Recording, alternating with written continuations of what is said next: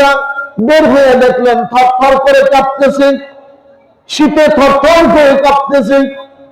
ওর Getty ধরে উঠানের মধ্যে যে বস্তাটা ছিল, ওই বস্তার মধ্যে আপনি দিয়ে আর একটা পাট দিয়ে ওকে ডেকে দিলেন। ওর কান্না বন্ধ হয়ে গেল। কিয়ামতের দিন আমার আল্লাহ বলতে পারে, বান্দা তোর জীবনের কোন আমল আমি আল্লাহর ভালো লাগে নাই।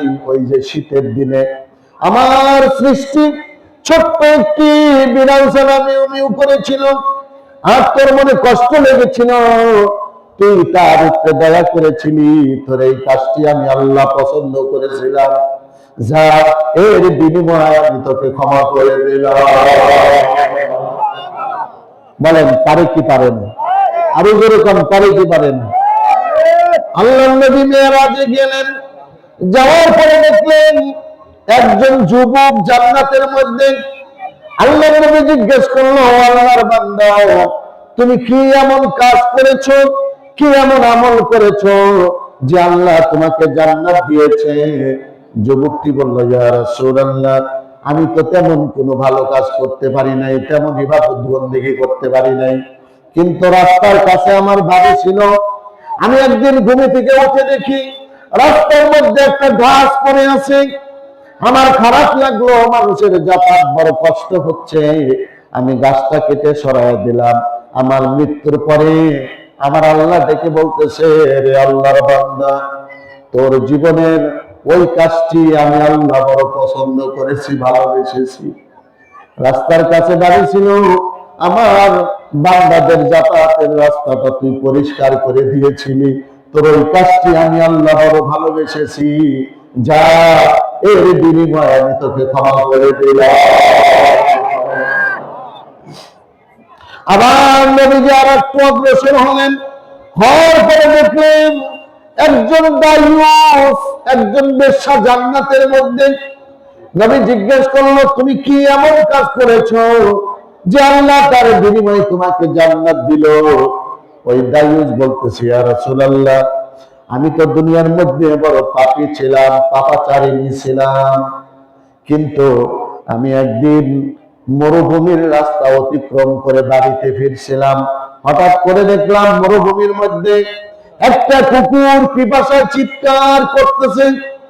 দেখে আমার বড় কষ্ট লাগলো, আমার খারাপ লাগলো। আমি আমার পায়ের চামড়ার মোজাটা খুললাম, খুইলা এরপরে মরুভূমির মধ্যে যেই কুকুরটা পিপাসার্থ ছিল, ওই পিপাসার্থ কুকুরকে আমি পানি খাওয়াইলাম। মুহূর্তের মধ্যেই কুকুরটা সুস্থ হয়ে গেল। আমার মৃত্যুর পরে আমার আল্লাহ ডেকে বলতেছে, রে আল্লাহর বান্দি তোর ওই দিনের কাজটি আমি আল্লাহর বড় ভালো লেগেছে।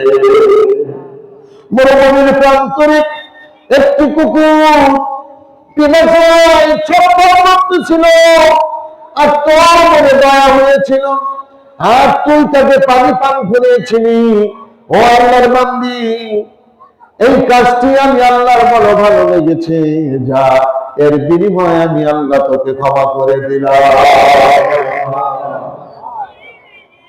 আমার ভাইয়েরা, আমার বন্ধুরা, আল্লাহ রাব্বুল আলামিন যদি একটা পিপাসার্থ কুকুরকে পানি পান করানোর জন্য একজন দায়ুসকে ক্ষমা করে দিতে পারেন, একটি রাস্তার গাছ পরিষ্কার করে দেওয়ার কারণে আল্লাহ যদি তাকে জান্নাত দিয়ে দিতে পারে, আমার ভাইয়েরা, আমার বন্ধুরা, আমরা 2 দিন ব্যাপী কোরআনের মাহফিলে বসেছি, যেরকম ঠিক কিনা? জীবনে অনেক নামাজ পড়েছেন, তাহাজ্জুদ পড়েছেন।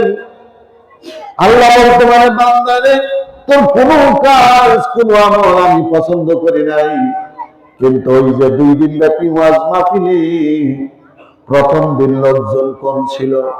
কোরআনের মাহফিলকে সুন্দর করার জন্য তুমি কোরআনের মাহফিলে গিয়ে বসে পড়েছিলে। বান্দা তোর ওই দিনের আমলটি আমি আল্লাহর বড় ভালো লেগেছিল, যা যা আমি আল্লাহ তোকে ক্ষমা করে দিলাম। পারে কি পারে না? জোরে বলেন। অবশ্যই পারে, ঠিক কিনা? আমার ভাইয়েরা, আমার বন্ধুরা, এই জন্য আল্লাহর কোরআন যতক্ষণ পর্যন্ত আমরা এখানে শুনবো ততক্ষণ পর্যন্ত আমরা আমাদের অন্তরের কানটা লাগায় শুনবো। আল্লাহ বলছে লাআল্লাকুম তুরহামুন, যখন তুমি কোরআন শুনবে তখন অন্তরের কান লাগাইয়া শুনবে, কারণ কোরআন শুনলে মানুষের ঈমান বৃদ্ধি পায়, কোরআন শুনলে আল্লাহর সঙ্গে বান্দার সম্পর্ক ভালো হয়। যেরকম সুবহানাল্লাহ। শুধু তাই নয়, নবীজি বলেছেন আপনি কঠিন দুশ্চিন্তায় পড়েছেন, বড় বিপদে পড়েছেন, বড় অভাবে পড়েছেন, কোনোভাবে আপনার দুশ্চিন্তা যাচ্ছে না, অভাব যাচ্ছে না, তখন কি করবেন? আল্লাহর কোরআন পড়বেন। আর আমাদের দেশের দেবীরা যখন দুশ্চিন্তায় পড়ে তখন তারা মদ খায়। কি খায়? মদ খায়। ঘুম না আসলে পরে তারা ঘুমের ট্যাবলেট খায়, ঠিক কিনা? আর নবীজি বলেছে ঘুম না ধরলে তুমি কোরআন পড়ো, তোমার ঘুম ধরে যাবে। সুবহানাল্লাহ। এমনি ঘুম ধরে না, কিন্তু কোরআন পড়ার সময় ঘুম ধরে, ঠিক কিনা? অনেক মুসল্লি আছে, আমার এক মুসল্লি আছে, রাত্রে ঘুমায় না, কিন্তু মসজিদে যখন আছে তখন জুমে। সুবহানাল্লাহ, খালি জুমে। এটা কিসের বরকত? কোরআনের বরকত। জোরে কাম সুবহানাল্লাহ। এই জন্য কেউ যদি বিপদগ্রস্ত হন, আপনি কোরআন পড়া জানেন না, একজন মাদ্রাসা ছাত্রকে ডেকে বলবেন বাবা তুমি সূরা ইয়াসিনটা পড়ো, সূরা আর-রহমানটা পড়ো, সূরা মুলকটা পড়ো। এই বাচ্চাটা পড়বে, আপনি শুনবেন, দেখবেন আপনার মন ভালো হয়ে গেছে। সুবহানাল্লাহ। আপনি বিপদে পড়েছেন, টেনশন হইতেছে, আল্লাহর কোরআন পড়ার জন্য বসে যান, দেখবেন আপনার টেনশন দূর করে দিছে কে? আরো বলে বলুন কে? এরপর আপনি অসুস্থ হয়েছেন, আপনি আল্লাহর কোরআন পড়েন, দেখবেন আপনাকে সুস্থতা দান করছে কে? মানিকগঞ্জ আমার এক সম্পর্কে দাদা ভাই লাগে, তিনি চোখে দেখতেন না, কোরআন পড়া জানতেন, তার বয়স প্রায় 70-এর উপরে, এখন তিনি চশমা ছাড়াই কোরআন তেলাওয়াত করে। সুবহানাল্লাহ। বলে আমি কোরআন পড়তে পড়তে এমন হয়েছে আমার চোখটা এখন 25 বছরের যুবকদের মতো হয়ে গেছে। সুবহানাল্লাহ। শুধু তাই নয়, কোরআন পড়লে মানুষের হার্টের রোগ ভালো হয়। সুবহানাল্লাহ। কিসের রোগ ভালো হয়? যাদের হার্টের রোগ আছে, রগের মধ্যে, হার্টের রগের মধ্যে যাদের চর্বি জমেছে, এই চর্বির জন্য প্রতিদিন ওষুধ খাওয়া লাগে, দামি দামি ওষুধ খাওয়া লাগে। আর বর্তমান বিজ্ঞান বলে এরকম হার্টের রোগী প্রত্যেকদিন সকাল এবং সন্ধ্যায় যদি কোরআন তেলাওয়াত করে, অল্প দিনের মধ্যেই তার হার্টের রোগ ভালো হয়ে যাবে। সুবহানাল্লাহ। কেমনে ভালো হবে? কোরআন যারা তেলাওয়াত করে, দেখবেন এই যে হাফেজ সাহেবরা মাদ্রাসায় এসে দেখবেন ওরা যখন কোরআন তেলাওয়াত করে, শ্বাস প্রশ্বাসটা আপনি যেভাবে ছাড়তেছেন অতিমাত্রায় অতিরিক্ত শ্বাস প্রশ্বাস ছাড়তেছে, যার কারণে হার্টের মধ্যে প্রেসার করে, হার্টের মধ্যে প্রেসার করে হার্ট পরিষ্কার হয়ে যায়। যেরকম সুবহানাল্লাহ। এই জন্য হার্টের রোগী যারা আছে ওদেরকে ফু দেওয়ার জন্য এরকম চুঙ্গি দেয়। চুঙ্গি দেখছেন না আপনারা? চুঙ্গির মধ্যে এরকম বল থাকে, ফু দিয়ে বল উপর দিকে উঠান লাগে, হার্টের রোগীদের দেয় এই ওষুধ। কিন্তু যারা কোরআন পড়ে, কোরআন যারা তেলাওয়াত করে, তাদের হার্টের রোগ সহজে হয় না। সুবহানাল্লাহ। বেশিরভাগই হয় না। আল্লাহু আকবার। এই বরকত কিসের? কোরআন। কিসের বরকত? এটা কোরআনের বরকত। তো এই বরকতপূর্ণ কোরআনের মাহফিল, এর চাইতে দামি মাহফিল আর কি হতে পারে? আপনি অ্যাবাউট করলেন, অবহেলা করলেন, বসলেন না, চলে গেলেন। আমি চলে গেলাম, যদি আজকে রাত্রে আমার মৃত্যু হয়ে যায়, আল্লাহর কাছে আমি কি জবাব দেব বলেন তো দেখি? কোন জবাব আছে? কোন জবাব নেই। এই জন্য আল্লাহর কোরআন, হযরত উম্মে আইমান রাদিয়াল্লাহু তাআলা আনহুমা আল্লাহর রাসূলের ইন্তেকালের পরে অনেক কান্নাকাটি করতেছিলেন। হযরত আবু বকর গিয়ে বললেন, আপনি এত কান্নাকাটি কেন করেন? আপনি তো রাসূলুল্লাহকে লালন পালন করেছেন, আপনি এত কান্নাকাটি করেন, আপনার দুঃখ কিসের? উম্মে আইমান বলেছিলেন, আমার দুঃখ হলো জিবরাইল আমিন আল্লাহর কোরআন নিয়ে পৃথিবীতে রাসূলুল্লাহর কাছে আসতো, আর রাসূলুল্লাহ বিদায় হয়ে গেল। তার মানে দুনিয়ার সাথে জিবরাইলের সম্পর্ক কাটা হয়ে গেল। সুবহানাল্লাহ। বুঝতে পেরেছে? কত আক্ষেপ করেছে, কত দুঃখ করেছে। আল্লাহ নবী সাল্লাল্লাহু আলাইহি সাল্লাম এরকম একদিন তার রাত্রিবেলায় ঘুম আসতেছে না। বিশ্বনবী সাল্লাল্লাহু আলাইহি সাল্লাম তাহাজ্জুদের সময় বের হলেন। বের হয়ে দেখলেন আবু বকরের বাড়ি গেলেন, গিয়ে দেখলেন আবু বকর আল্লাহর কোরআন তেলাওয়াত করতেছে। কোন সুবহানাল্লাহ। উসমানের ঘরের কাছে গেলেন, দেখলেন উসমান কোরআন তেলাওয়াত করতেছে। ওমরের ঘরের কাছে গেলেন, দেখলেন ওমর কোরআন তেলাওয়াত করতেছে। হযরত আলীর ঘরের কিনারে গেলেন, দেখলেন আলী কোরআন তেলাওয়াত করতেছে। রাহমাতুল লিল আলামিন ফিরে এলেন। এরপরে হযরত আয়েশা রাদিয়াল্লাহু তাআলা আনহা বর্ণনা করেন, আল্লাহর নবী ওই দিন বললেন, আয়েশা রে, আমার মনে আজ প্রশান্তি আল্লাহ ঢেলে দিয়েছে। কেন গো নবীজি? আমি দেখলাম আমার উম্মতেরা আল্লাহর কোরআন তেলাওয়াতে মগ্ন।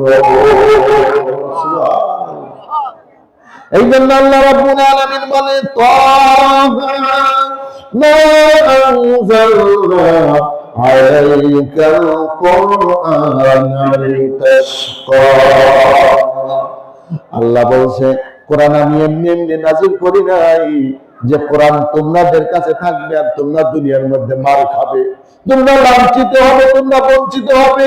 এই জন্য আমি কোরআন তোমাদেরকে দেই নাই। কোরআন আমি দিয়েছি এই জন্য যে কোরআন তোমরা ধারণ করবে, কোরআন তোমরা পড়বে, কোরআন তোমরা মানবে, আর এই পৃথিবী তোমরা গবেষণ করবে। সুবহানাল্লাহ। তোমরা কোরআন পড়বে, গবেষণা করবে, চিন্তা করবে, আর এই পৃথিবী সমস্ত রাষ্ট্র যা কিছু আছে সব মুসলমানরা পরিচালনা করবে। ঠিক কিনা? আজ আমরা কোরআন থেকে দূরে চলে গেছি, ঠিক না ভাই? কোরআন থেকে দূরে চলে যাওয়ার কারণেই আমাদের পরিবেশ নষ্ট হয়ে গেছে। মসজিদে কোরআন আছে, মসজিদের পরিবেশ সুন্দর আছে, ঠিক কিনা? মসজিদে আপনি যা দেখবেন যত বড় মাতব্বরি থাক, ইমাম সাহেবের উপর দিয়ে সহজে কথা বলতে চাই না, হট্টগোল হয় না। কেন? এখানে আল্লাহর কোরআন আছে। আমার ভাইয়ের, আমার বন্ধু, এই জন্য এই কোরআনটা আমাদের পরিবারে যদি আমরা করতে পারি, আমল করতে পারি কোরআনের, আমাদের পরিবারটাও মসজিদ হয়ে যাবে। কোন সুবহানাল্লাহ। এটা যদি আমরা সমাজ ব্যবস্থায় চালাইতে পারি, আমাদের সমাজের পরিবেশও মসজিদের পরিবেশ হয়ে যাবে, ঠিক কিনা? এই জন্য আসুন, আমি এতক্ষণ পর্যন্ত আপনাদের সামনে যে আলোচনা করলাম, এটি ছিল আমার ভূমিকা ছিল। আমি মূল আলোচনায় যেতে পারি নাই। কাকে নিয়ে যাবো বলেন? লোকজনই নাই। এখন 2-4 জন হয়েছে। আমি আপনাদের সামনে কিছু কথা বলবো। যে সূরা আন-নিসার 58 নম্বর আয়াত আমি আপনাদের সামনে তেলাওয়াত করেছি এবং একটি হাদিস আমি পড়েছি। এই 58 নম্বর আয়াতে দুইটা বিষয় আল্লাহ পাক বলেছেন। কয়টা বিষয়? দুইটা বিষয় বলেছেন। একটি আমানতের কথা বলছেন, আর একটা ন্যায় ও ইনসাফ ভিত্তিক বিচারের কথা বলেছেন। কয়টা কথা বলেছেন? দুইটা। একটা হলো আমানত, আর একটা হলো ন্যায় ও ইনসাফ ভিত্তিক। এবার আসেন, আমানতটা আমাদের বুঝতে হবে। আমানতটা কি? আমানত হলো, আল্লাহ এখানে স্পষ্ট বলেছে, ইন্নাল্লাহা ইয়া'মুরুকুম আন তু'আদ্দুল আমানাতি ইলা আহলিহা ওয়া ইযা হাকামতুম বাইনান নাসি আন তাহকুমু বিল আদল। আল্লাহ অবশ্যই অবশ্যই আমাদেরকে নির্দেশ দিচ্ছেন, তোমরা আমানতসমূহ তাদের মালিকের কাছে বুঝিয়ে দাও। কে নির্দেশ দিয়েছেন? আরো জোরে বলেন, কে? এবার আসেন, এই আয়াতটা আল্লাহ কেন নাজিল করলেন? এই আয়াতটা নাজিল করলেন বনি ইসরাইল। নাম শুনছেন তো, বনি ইসরাইল। বনি ইসরাইল একটা সম্প্রদায়, তারা আমানতের খেয়ানত করত। কিভাবে তারা আমানতের খেয়ানত করত? তারা আমানতের খেয়ানত করত এইভাবে, তাদের সময়ও ভালো মানুষ আছিল। এই ভালো মানুষদেরকে তারা ভালো পদে না দিয়ে খারাপ মানুষগুলাকে তারা রাষ্ট্রীয় বিভিন্ন পদে দিয়েছিল। বুঝতে পেরেছেন? এবার বলেন, খারাপ মানুষ যদি রাষ্ট্রীয় ভালো পদগুলা যায়, ওই পদগুলা কি আর ভালো থাকতে পারে? আর ভালো থাকতে পারে? এই জন্য বনি ইসরায়েলদেরকে আল্লাহ ধ্বংস করে দিয়েছেন। কেন ধ্বংস করে দিলেন? তাদের ভুলের কারণে। ধরেন সমাজের মধ্যে দুইজন মেম্বারে খারাইছে, একজন ভালো, তার টাকা পয়সা নাই, আর একজন চরিত্রহীন, লম্পট, চোর, বাটপার। এই দুইজনের মধ্যে আমরা কি করি? টাকা পয়সা খায় যে লম্পট চোর, তারে আমরা মেম্বার বানাই। কথা বলেন ঠিক কিনা? ভালো মানুষ, অর্থ সম্পদ নাই, কিন্তু এই লোকটা যদি ওই পোস্টে যায় তাহলে সমাজ সুন্দর হবে, ন্যায় এবং ইনসাফ ভিত্তিক হবে। ধরে বলেন ঠিক কিনা? এই আয়াত, এই কথার উপর ভিত্তি করে এই সূরা আন-নিসার 58 নম্বর আয়াত আল্লাহ রাব্বুল আলামিন নাযিল করেছেন। বনি ইসরাঈলরা তারা সমাজের মধ্যে নেতৃত্বে তাদেরকে বসাইতেন, ওই সমস্ত মাদ্দারকে নেতৃত্ব দিতেন যাদের চরিত্র ভালো ছিল না, যারা বিচার করতে গেলে ঘুষ খাইতো। কি খাইতো? ঘুষ খাইতো। সমাজ উন্নয়নের কোনো কাজ করতে গেলে তারা দুর্নীতি করত। এই সমস্ত দুর্নীতিবাজ, ঘুষখোর এবং সমাজের চরিত্রহীন লোকদেরকে তারা সমাজপতি বানিয়েছিল। জাতীয় পর্যায়েও তারা এই সমস্ত চরিত্রহীনদেরকে বিভিন্ন জায়গায় তারা ক্ষমতায় বসাইছিল, যার কারণে পুরা রাষ্ট্রের মানুষ তাদের অত্যাচার, জুলুম, নির্যাতনের কারণে অতিষ্ঠ হয়েছিল। এর পরিপ্রেক্ষিতে আল্লাহ রাব্বুল আলামিন এই আয়াতটা নাযিল করলো। আর মুহাম্মদ সাল্লাল্লাহু আলাইহি ওয়াসাল্লামের যে বিধানগুলো দেখেন, কত সুন্দর বিধান। ওদের বিধান হলো জীবন্ত মানুষকে হত্যা করা, কন্যা সন্তানকে হত্যা করেন। আর মুহাম্মদ সাল্লাল্লাহু আলাইহি ওয়াসাল্লাম তিনি বলেছেন, কন্যা সন্তানদেরকে সবচাইতে বেশি সম্মান, সবচাইতে বেশি মর্যাদা, সবচাইতে বেশি ভালোবাসতে হবে। কার কথা?